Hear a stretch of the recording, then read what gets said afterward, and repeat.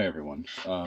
In my opinion, this lecture is one of the most important in the entire course because it both sort of finishes up some trends that we have been noticing all through the discussion of the 18th and 19th centuries in South Africa, and it points the way forward to some things that we will be discussing in the 20th century. Today's topic is the fate of the Africans, the native Africans in South Africa at the end of the 19th century. Um, this is the period when the remaining independent chiefdoms were all conquered, annexed, brought under European control, um, and, uh, and a relationship was established between the Europeans and the Africans that would prevail over the course of the next several decades and really sort of culminate in the institution of apartheid. Um, but I don't just want to pay attention to the European control of Africans and European attitudes. In fact, that's not what this is about at all.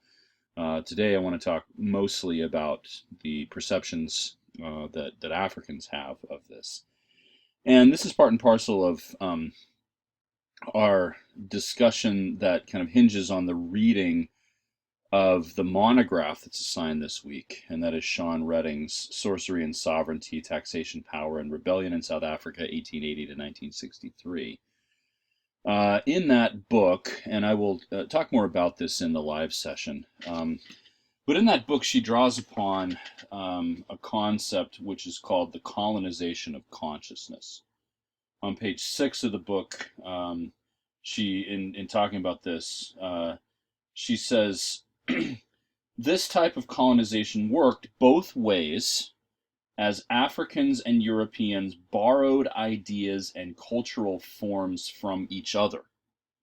In other words, it's tempting to see, especially because we, in the West, um, may tend to adopt a Eurocentric perspective on the history of, especially the modern period, seeing this as the growth of European control over the entire world.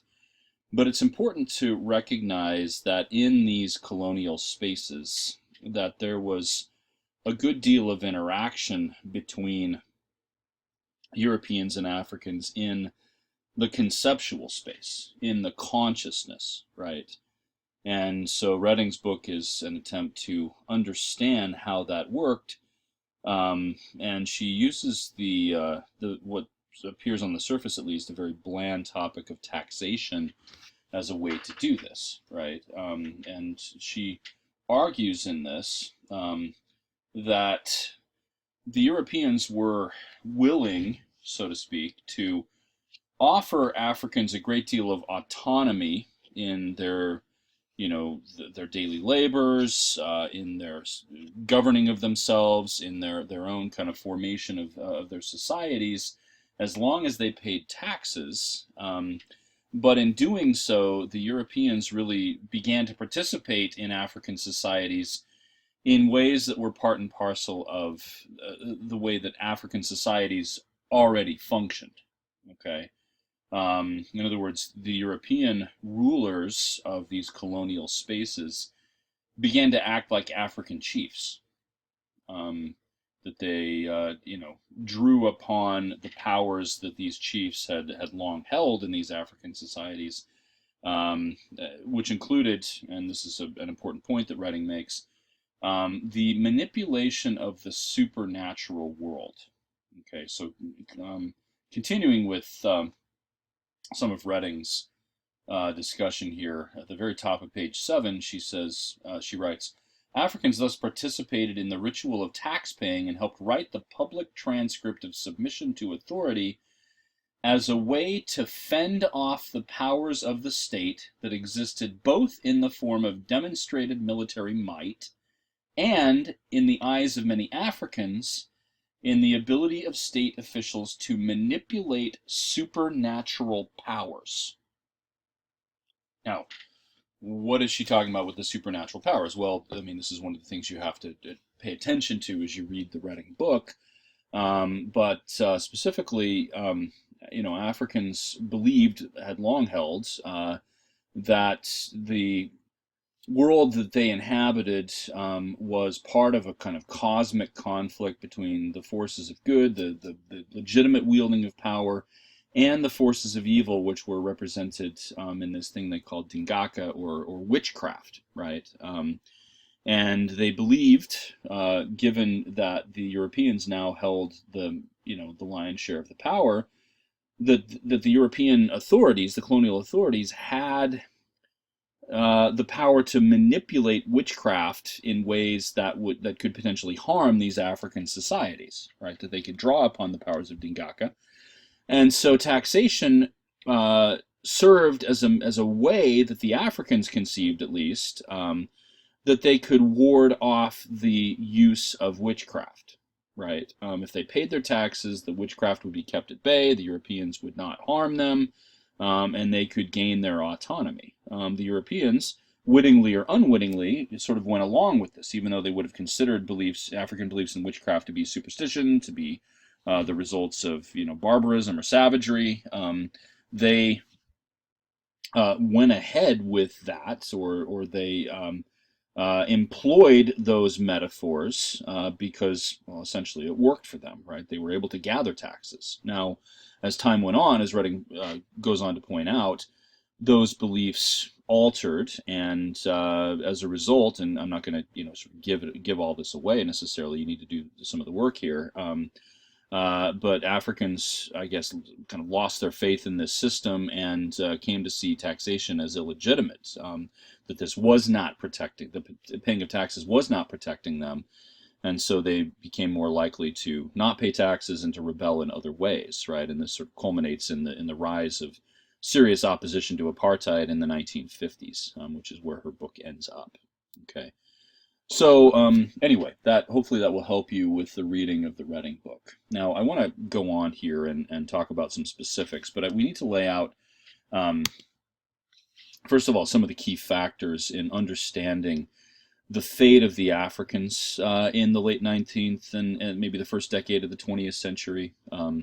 What happened to them and why did it happen to them? Okay, one of these key factors is the control of land, right? Most Africans, at least in the eastern half of South Africa, were farmers. We've already talked about the fate of the Khoikhoi and the Khoisan, and the rise of the Griqua and these other things in the western part. We've also talked about the Xhosa, who lived in the Cape and were farmers in the more arid regions. Well, the Europeans were able to consolidate their control over all of the Bantu groups in the eastern part of South Africa in this period, including the Zulu and the Venda and the Pedi and the Swazi and the Sotho and so forth and so on. Okay, and much of this hinged on control over land, right? That Europeans came to claim that the land, the farmland of South Africa, was under the control of the state. Now, naturally, the Africans resisted this, but the state was, through various means, mostly through superior military technology, able to put those claims into effect, and Africans suffered as a result of it. So this is a key factor here. The second one is a need for labor, right? And maybe the word need is inappropriate here, but the Europeans came to see Africans primarily in this period as laborers, that this was the only legitimate way that Africans ought to function in this society, was as laborers to white European dominated interests. Okay. Now, this had long been the way that Africans were understood by the people of Dutch heritage, the Afrikaners. I mean, going all the way back to the 17th century, we can find these attitudes. But even British settlers came to conceive of Africans in this light. There is a very telling document in the Williams book. This is Part 3, Section B, Document 4, starting on page 178. This, if you read this closely, and you should, you will understand the attitudes that came to prevail especially among the Afrikaners, but even among much of the kind of formerly British population, all through the 20th century, right? Um, and it's a very rich document. I think it's difficult to read if you find such things abhorrent, as I hope you do, right? The racism here is pretty obvious. But I mean, there's just this understanding here that Africans serve to work and to work for white Europeans because they are inferior.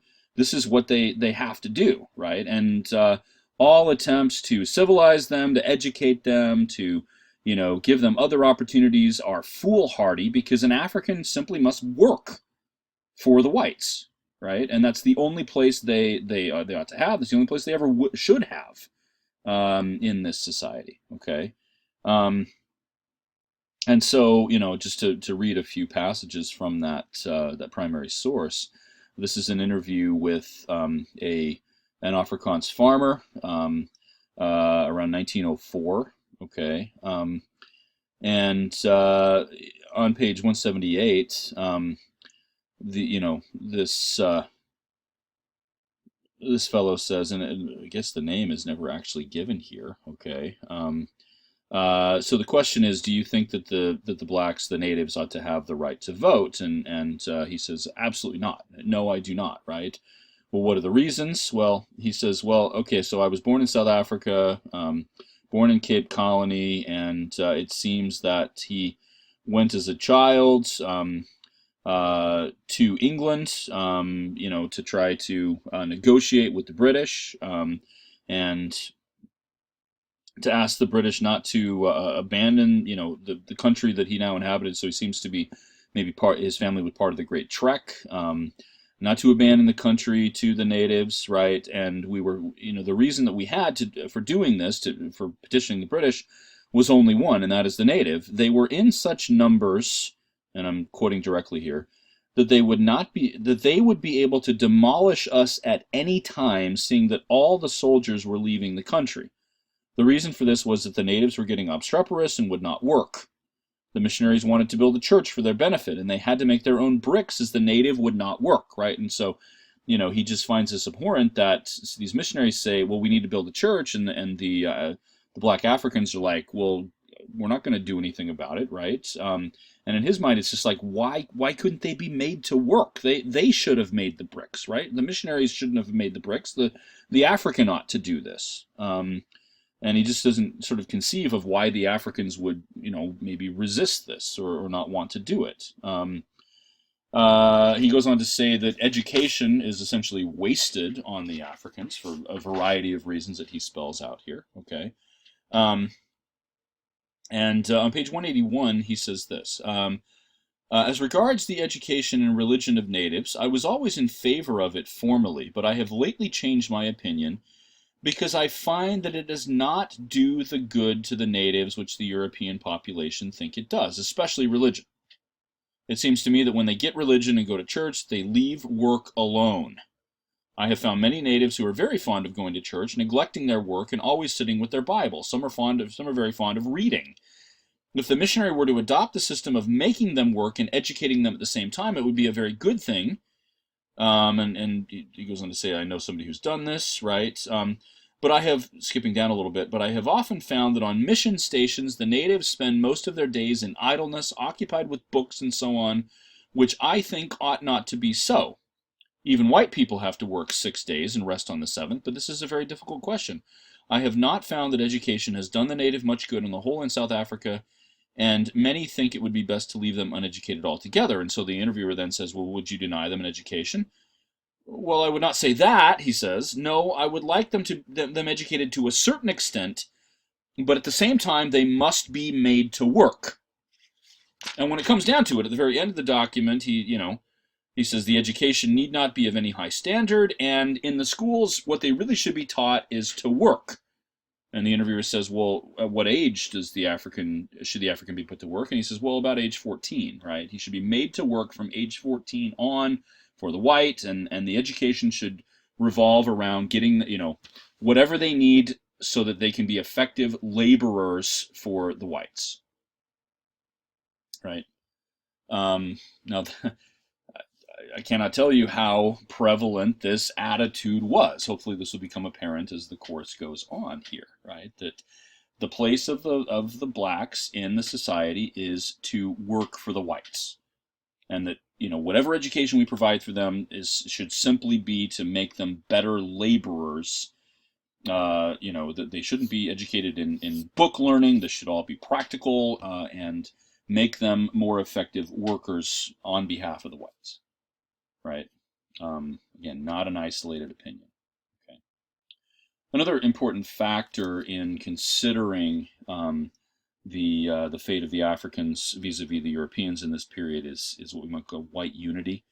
When it came down to it, even if the British and the Afrikaners did not get along, and we're going to see this erupts into an all-out war here in a bit, the whites were, when it came to conflict with the blacks, they were unified racially. On the other hand, the blacks tended to be fragmented, partly simply due to the layout of the land. The whites claimed all of these lands that acted as wedges between various African societies, and so the different African groups, the chiefdoms, were cut off from each other. I mean, there were historic rivalries anyway between them, but they were cut off spatially from each other due to white land claims. They were never able to unify fully.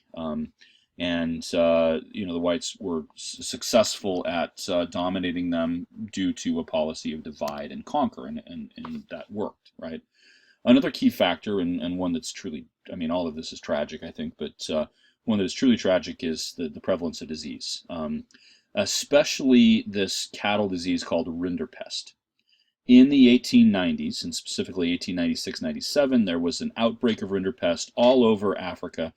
I read a statistic that south of the Zambezi River, and so in the areas of South Africa and what was then called Rhodesia, there was roughly 5.2 million cattle died in the rinderpest. And if we recall how important cattle are to these African societies, we can, potentially begin to grasp how desperate a condition this was for these Africans. This was the source of wealth, of prestige, of social hierarchy, of everything that made their societies cohesive. If all of their cattle are wiped out, and there were many groups, who had very few cows left after this, then their whole society falls apart. So these are the key factors. I think I'm going to stop the video here, given that we've already gone 18 minutes or so, and pick up the specifics in a second one about the conquests of specific chiefdoms.